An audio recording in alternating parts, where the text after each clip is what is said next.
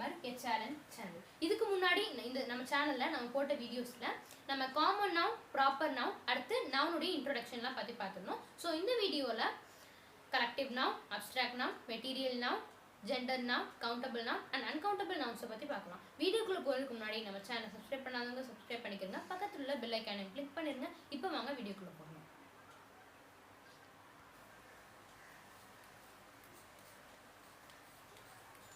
A collective noun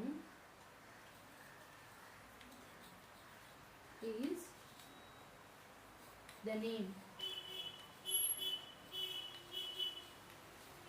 given to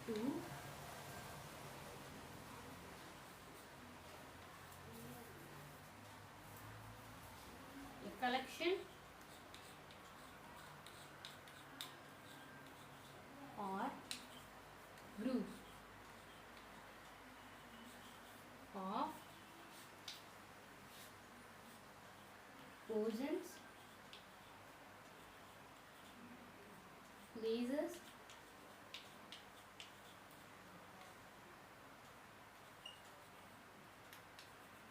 animals or things.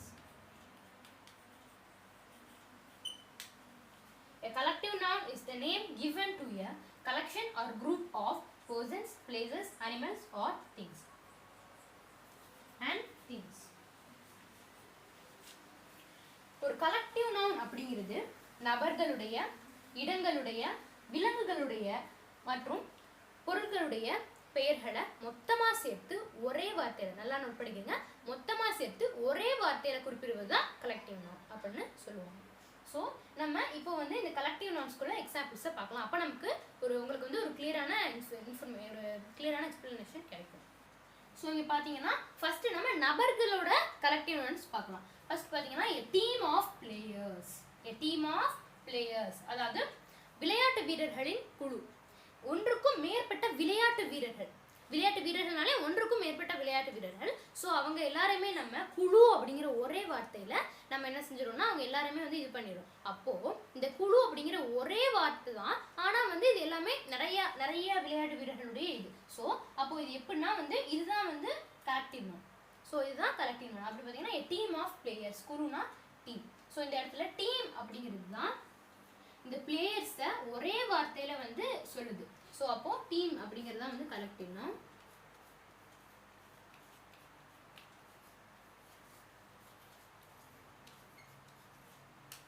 Next a crew of sailors, இதுவுமே அதே மாதிரி தான். இந்த இடத்துல மாலுமிகள் கூட்டம். அப்போ இந்த இடத்துல crew, மாலுமிகள் கூட்டம், crew of sailors. இந்த இடத்துல crew அப்படிங்கிறது கலெக்டிவ் நவுன்.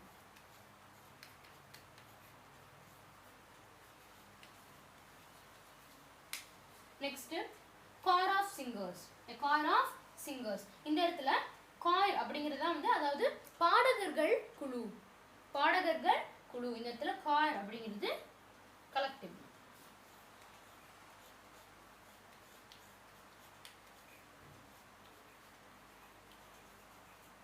ஸோ இதுதான் நம்ம வந்து இப்போ வந்து a crew of sailors-க்கு பதிலாக a team of sailors-ன்னு போட்டக்கூடாது. இந்த மாதிரி எதுக்கு எது பயன்படுத்தணுமோ அதுக்கு தான் அதான் வந்து நம்ம பயன்படுத்தணும். இங்கிலீஷில் இது ரொம்பவே முக்கியமான விஷயம். ஸோ அதுக்குமே இது நல்லாவே வந்து நீங்கள் பார்த்துக்கிறங்க. ஸோ இதுதான் வந்து நம்ம பர்சன்ஸ்க்கு கலெக்டிவ் நவுன் இப்படி தான் யூஸ் பண்ணப்படும். நெக்ஸ்ட் நம்ம பிளேசஸ்க்கு பார்க்கலாம்.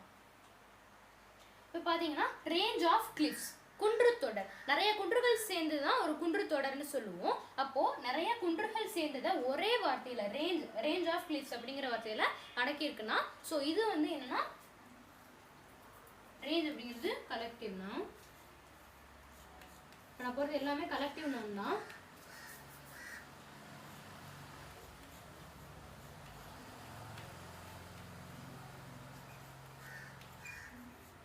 நெக்ஸ்ட் பார்த்தோம்னா செயின் ஆஃப் மவுண்டெயின், இதுவுமே அந்த மாதிரி தான். இது என்னன்னா மலைத்தொடர்னு சொல்லுவாங்க. இதுவுமே கலெக்டிவ் நவுன் தான்.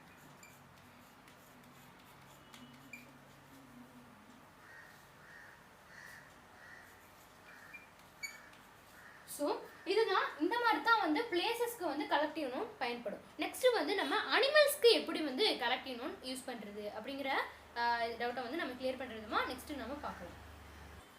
ஸோ பாத்தீங்கன்னா a herd of elephants, யானைகளின் கூட்டம்.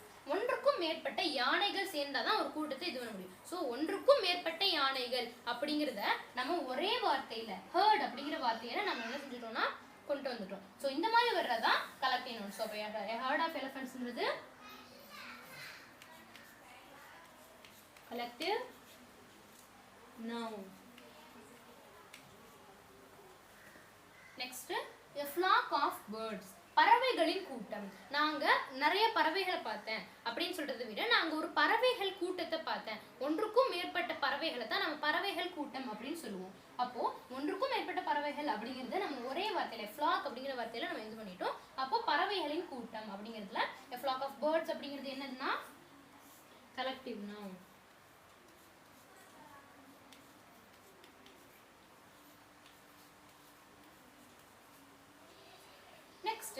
A pack of dogs, நாய்களின் கூட்டம்.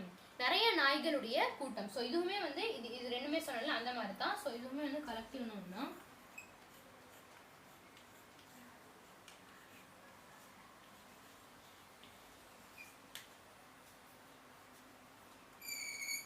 ஸோ நம்ம வந்து அனிமல்ஸ்க்கு பர்சன்ஸ்க்கு பார்த்தாச்சு, பிளேசஸ்க்கு பார்த்தாச்சு, அனிமல்ஸுக்கும் பார்த்தாச்சு. ஸோ நம்ம இப்போ திங்ஸுக்கு அதாவது பொருள்களுக்கு எப்படி வந்து கலெக்டிவ் நவுன் வந்து நம்ம யூஸ் பண்ணணும் அப்படிங்கிறத இப்போ பார்க்கலாம்.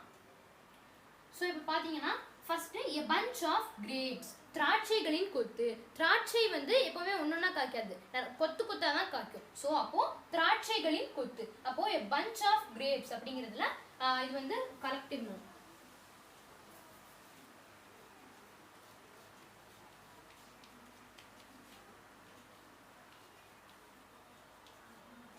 நெக்ஸ்ட் பாத்தீங்கன்னா a bunch of keys, சாவிகளின் கொத்து.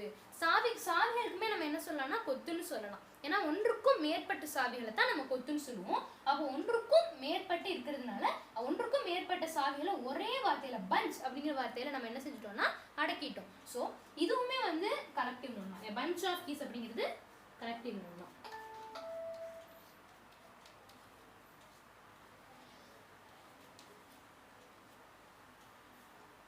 நெக்ஸ்ட் பாத்தீங்கன்னா a bunch of straw, வைக்கோல் கட்டு. இதுவுமே என்னன்னு பாத்தீங்கன்னா கலெக்டிவ் நவுன் தான்.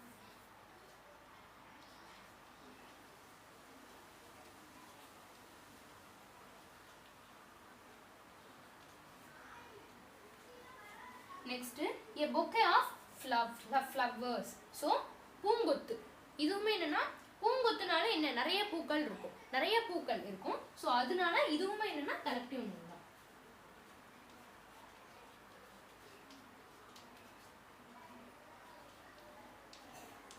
மொத்தத்துல ஒன்றுக்கும் மேற்பட்டு இருக்கிறத ஒரே வார்த்தையில நம்ம சொல்லணும்னா அதுதான் வந்து கலெக்டிவ் நவுன். நம்ம வந்து ரிமெம்பர் பண்ணிடலாம். ஸோ அதே மாதிரி இன்னொரு விஷயம் என்னன்னா சாவிகளின் கொத்துன்னு இருக்கு இல்லையா. ஸோ இது கிரேப்ஸோட கொத்துன்னு இருக்குல்ல, திராட்சைகளின் கொத்து. ஸோ இதுக்கு பதிலாக நம்ம ஆப்பிள் கொத்து அப்படின்னு சொல்ல முடியாது. ஏன்னா ஆப்பிள் வந்து ஒன்னொன்னா தான் காய்க்கும், கொத்து கொத்தா காய்க்காது. ஸோ bunch of grapes அப்படிங்கிறது இதுதான். bunch of bananas சொல்லலாம். ஏன்னா வந்து அதுவுமே வந்து வாழைப்பழம் கொத்து கொத்தா தானே காய்க்கும். ஸோ அப்படி சொல்லலாம். பட் நீங்கள் வந்து காரணத்துக்கு ஒன்றும் இந்த மாதிரியான கொத்து கொத்தா காய்க்கிறத பற்றி வேற எதுக்கும் வந்து பஞ்சை வந்து பயன்படுத்திடாதீங்க. பொருள்கள் மொத்தமாக இது எல்லாமே என்னன்னா பொருள்கள் தான். ஸோ கலெக்டிவ் நவுன் இதோட என்னஃப் ஆகுது. கலெக்டிவ் நவுனை பற்றி நம்ம பார்த்தாச்சு. நெக்ஸ்ட் நம்ம அப்ஸ்ட்ராக்ட் நவுன்னா என்ன, அப்புறம் அதோட எக்ஸாம்பிள்ஸை பார்க்கலாம்.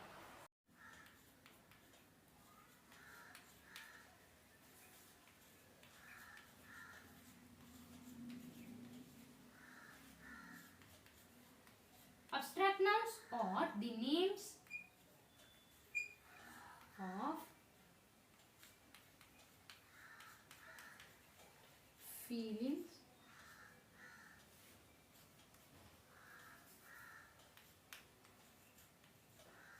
ideas,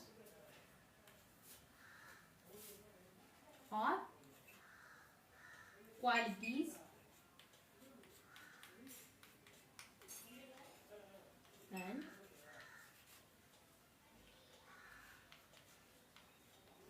they are things. We cannot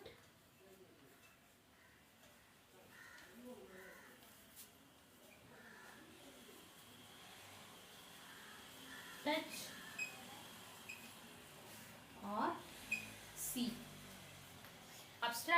are the names of feelings, ideas or qualities and they are things we cannot touch or see. Abstract nouns அப்படிங்கிறது உணர்வுகள், கருத்துகள் இல்லைன்னா ஒன்றின் தன்மைகள். அப்புறம் மற்றும் அது நம்மளால தொடவும் பார்க்கவும் முடியாது. ஸோ அதுக்கு நம்ம சில எக்ஸாம்பிள்ஸ் பார்க்கலாம். ஸோ இப்போ பார்த்தோம்னா அப்ஸ்ட்ராக்ட் நவுனுக்கு எக்ஸாம்பிளாக நம்ம ஸ்ட்ரென்த் பார்க்கலாம். ஸ்ட்ரென்த்னா என்னன்னா பலம். பலத்தை நம்மளால என்ன செய்ய முடியாதுன்னா தொட முடியாது. பலத்தை நம்மளால தொட முடியாது. ஆனால் அது ஒருத்தவங்களுடைய தன்மையாக கூட நம்ம இருக்கலாம். இப்போ அவன் ரொம்ப பலசாலின்னு சொல்லணும்னா அவனுடைய தன்மை அது. அப்போ இது என்னதுன்னா அப்ஸ்ட்ராக்ட் நவுன். அப்ஸ்ட்ராக்ட் நவுன் ஸ்ட்ரென்த்ங்கிறது அப்ஸ்ட்ராக்ட், நம்ம ஆல்ரெடி சொல்லியிருக்கோம். அப்போ இது அப்ஸ்ட்ராக்ட் நவுன். நெக்ஸ்ட் கைண்ட்னஸ், அன்பு, இதுவுமே அப்ஸ்ட்ராக்ட் நவுன் தான். நெக்ஸ்ட் காரேஜ், தைரியம், அதுவுமே அப்ஸ்ட்ராக்ட் நவுன் தான். நெக்ஸ்ட் பியூட்டி, அழகு. அழகு நம்மளால பார்க்க முடியும், ஆனால் நம்மளால என்ன செய்ய முடியாதுன்னா அது தொட முடியாது. அப்போ இதுவுமே என்னன்னா பியூட்டி அப்படிங்கிறது என்னன்னா அப்ஸ்ட்ராக்ட் நவுன் தான். நெக்ஸ்ட் சாரோ, இதுவுமே அப்ஸ்ட்ராக்ட் நவுன் தான். ஸோ இவ்வளோதான் அப்ஸ்ட்ராக்ட் நவுன் முடிஞ்சு. நெக்ஸ்ட் நம்ம மெட்டீரியல் நவுனுடைய டெஃபினேஷன் பார்த்துட்டு அதோட எக்ஸாம்பிள் பார்க்கலாம். So material noun. மெட்டீரியல் நவுன்னா உருவாக்கும் பெயர். அதுக்கான டெஃபினேஷன் இப்போ பார்க்கலாம்.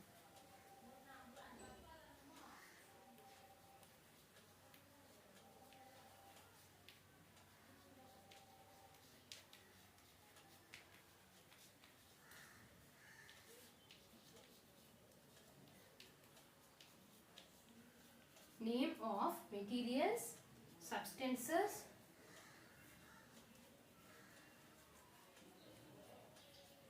ingredients for making things are called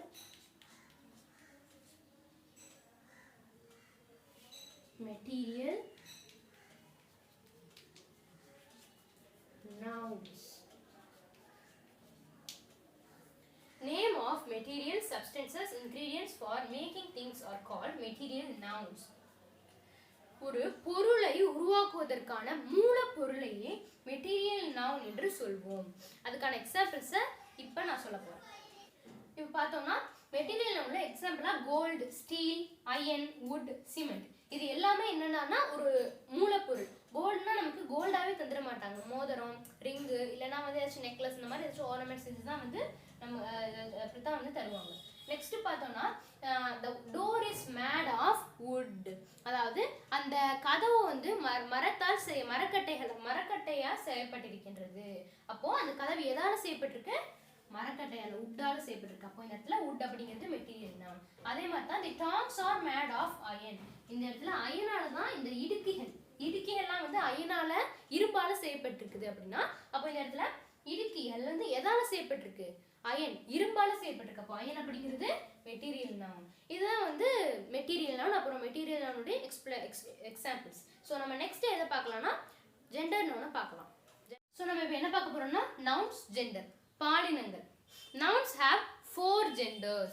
பாலினங்கள் 4 வகைப்படும். அதுல முதல் வகை என்னன்னா மஸ்குலின் ஜெண்டர். ஸோ மஸ்குலின் ஜெண்டருடைய எக்ஸ்பிளனேஷன் நம்ம இப்போ பார்க்கலாம்.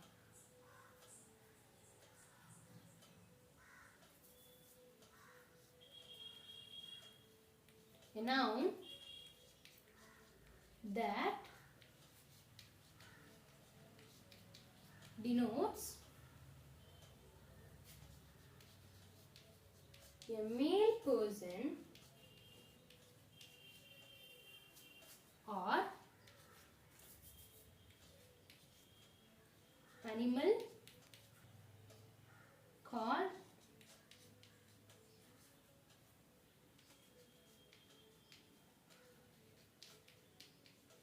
masculine gender.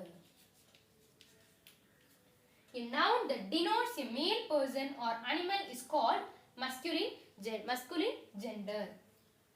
அதாவது என்னன்னா மனிதர்களில் ஆண்களையும் விலங்குகளில் ஆண் இனத்தையும் குறிக்கின்ற சொல் ஆண்பால் எனப்படுகிறது. ஸோ அதுக்கான எக்ஸாம்பிள் என்னன்னா மேன், பாய், மேன், பிரதர், கிங், லயன், காக் இது எல்லாமே வந்து மஸ்குலின் ஜெண்டர் தான். இதுல பாய், மேன், பிரதர், கிங் இது எல்லாமே வந்து மனிதர்களில் ஆண் பாலை குறிக்கும்.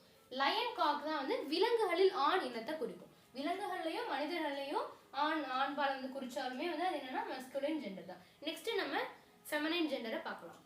அதுல ரெண்டாவதா ஃபெமினைன் ஜெண்டர். ஃபெமினைன் ஜெண்டர்னா என்னன்னு இப்போ எக்ஸ்பிளனேஷன் பார்க்கலாம்.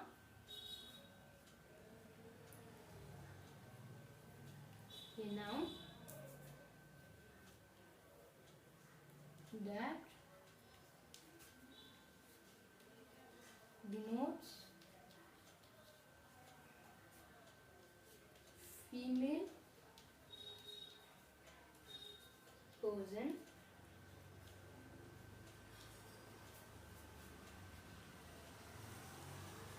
or animal is called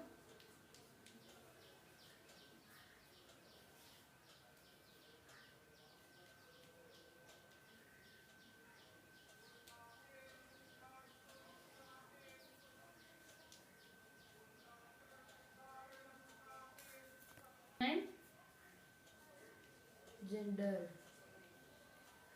A noun that denotes female person or animal is called feminine gender. மனிதர்களில் பெண்களையோ அல்லது விலங்குகளில் பெண் இனத்தையோ குறிக்கும் சொல் பெண்பால் என்று அழைக்கப்படுகிறது. அதுதான் வந்து ஃபெமினைன் ஜெண்டருக்கான எக்ஸ்பிளனேஷன். இப்போ அதுக்கான எக்ஸாம்பிளா நம்ம எது சொல்லலாம்னா விமன், கேர்ள், ஹென், லைனஸ் இதெல்லாம் அதுக்கான எக்ஸாம்பிளா நம்ம சொல்லலாம். விமன், கேர்ள் இது மூணுமே வந்து மனிதர்களில் பெண் பாலை குறிக்கின்றது. இதுல ஹென் அப்புறம் லைனஸ் இது ரெண்டுமே விலங்குகளில் பெண் இனத்தை குறிக்கிறது. ஸோ இதுதான் வந்து ஃபெமினைன் ஜெண்டர். நெக்ஸ்ட் நம்ம நியூட்டர் ஜெண்டரை பத்தி பார்க்கலாம்.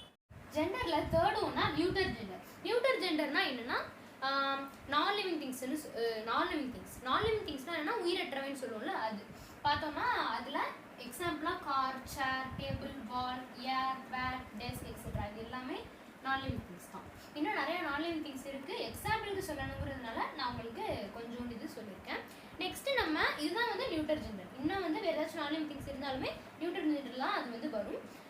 இப்போ வந்து நம்ம என்ன பார்க்க போறோம் அப்படின்னா காமன் ஜெண்டர் அதை பார்க்கலாம். ஜெண்டர்ல ஃபோர்த் ஒன்னா காமன் ஜெண்டர் அப்படின்னு சொல்றாங்க. காமன் ஜெண்டர்னா பொதுப்பால் அப்படின்னு சொல்லுவாங்க. ஸோ அதுக்கான டெஃபினிஷன் என்னன்னா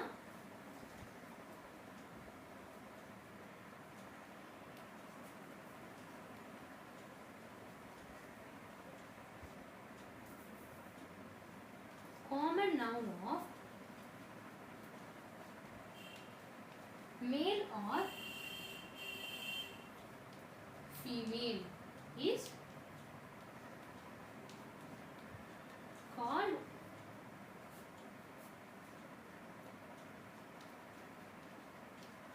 common gender. Common noun of male or female is called common gender. ஆணுக்கும் பெண்ணுக்கும் பொதுவான பெயர் பொது பெயராகும்.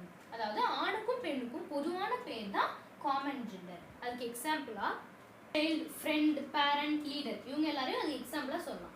இப்போ எக்ஸாம்பிளுக்கு சைல்டுன்னு இருக்குன்னு வச்சுக்கோங்க. குழந்தைன்னு தான் சொல்லியிருக்காங்க. என்ன குழந்தை, ஆண் குழந்தையா பெண் குழந்தையான்னு சொல்லலாம். அதனால சைல்டு அப்படிங்கிறது வந்து ஒரு பொது பெயர், காமனான பெயர். அதே மாதிரி தான் ஃப்ரெண்ட், பேரண்ட், லீடர் இது எல்லாமே வந்து அதே மாதிரி தான். இன்னும் நிறைய இருக்கு. எக்ஸாம்பிளுக்காக நாங்கள் உங்களுக்கு கொஞ்சோண்டு சொல்லியிருக்கோம். நெக்ஸ்ட் நம்ம காம்பவுண்ட் நவுன் பார்க்கலாம். நெக்ஸ்ட் காம்பவுண்ட் நவுன்ஸ் கூட்டு பெயர்கள். அதுக்கான டெஃபினிஷனை நம்ம என்ன சொல்லலாம்னா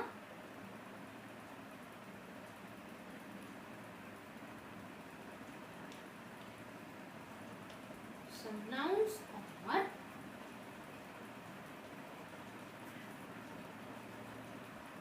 made up of are called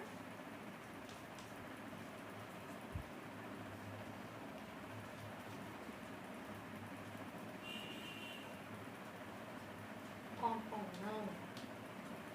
Some nouns are made up of more than one word and are called compound noun. ஒன்றுக்கும் மேற்பட்ட வார்த்தைகளை கொண்டு உருவாகும் பெயர்ச்சொல் தான் கூட்டு பெயர் எனப்படும். அதாவது ஒன்றுக்கும் மேற்பட்ட வார்த்தைகள் சேர்ந்து வார்த்தைகளை கொண்டு உருவாகும் பெயர் சொல் தான் வந்து கூட்டு பெயர்னு சொல்றாங்க. அதுக்கான எக்ஸாம்பிளா நம்ம எதை சொல்லலாம்னா street light, cornflakes, washing powder, toothpaste இதெல்லாம் சொல்லலாம். நம்ம காம்பவுண்ட் நவுன்ஸா இதெல்லாம் சொல்லலாம். ஏன் நம்ம இதெல்லாம் காம்பவுண்ட் நவுன் சொல்றோம் அப்படின்னா ஸ்ட்ரீட் லைட் இதையே நம்ம எக்ஸாம்பிள் எடுத்துக்கிறோம். தெருவிளக்கு இதை வந்து இந்த ஸ்ட்ரீட் லைட் தெருவிளக்கு அப்படிங்கிறத வார்த்தை இணைச்சாதான் நமக்கு தெருவிளக்கு அப்படிங்கிற ஒரு வார்த்தை கிடைக்குது.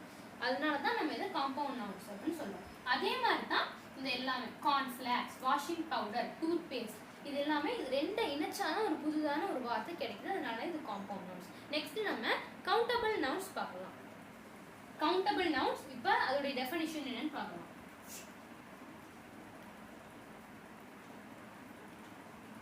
The nouns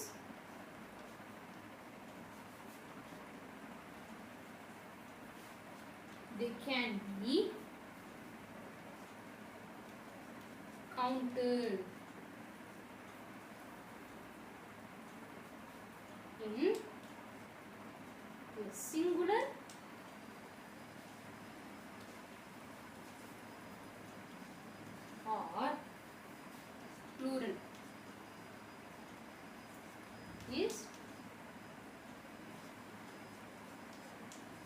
is called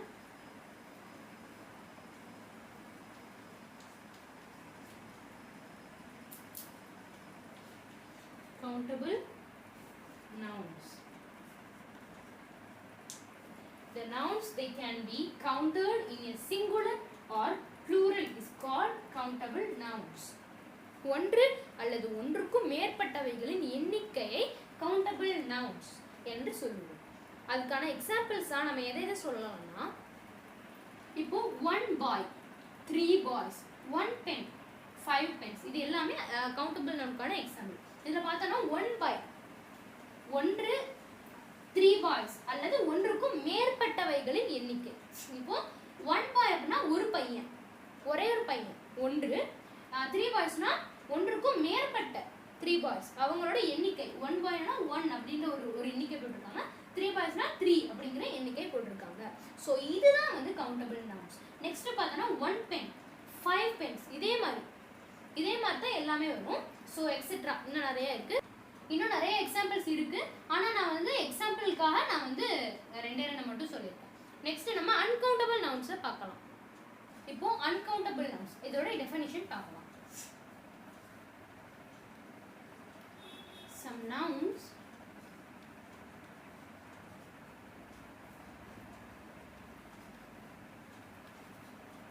cannot be counted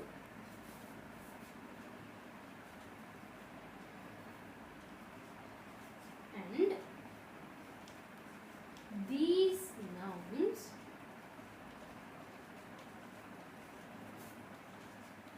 do not have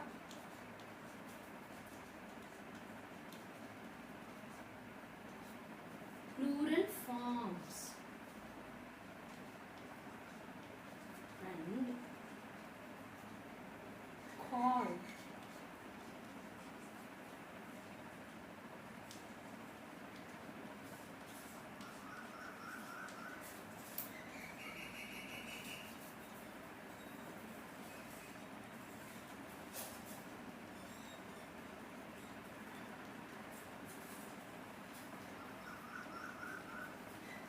uncountable noun. Some nouns cannot be counted and these nouns do not have plural forms and called uncountable noun.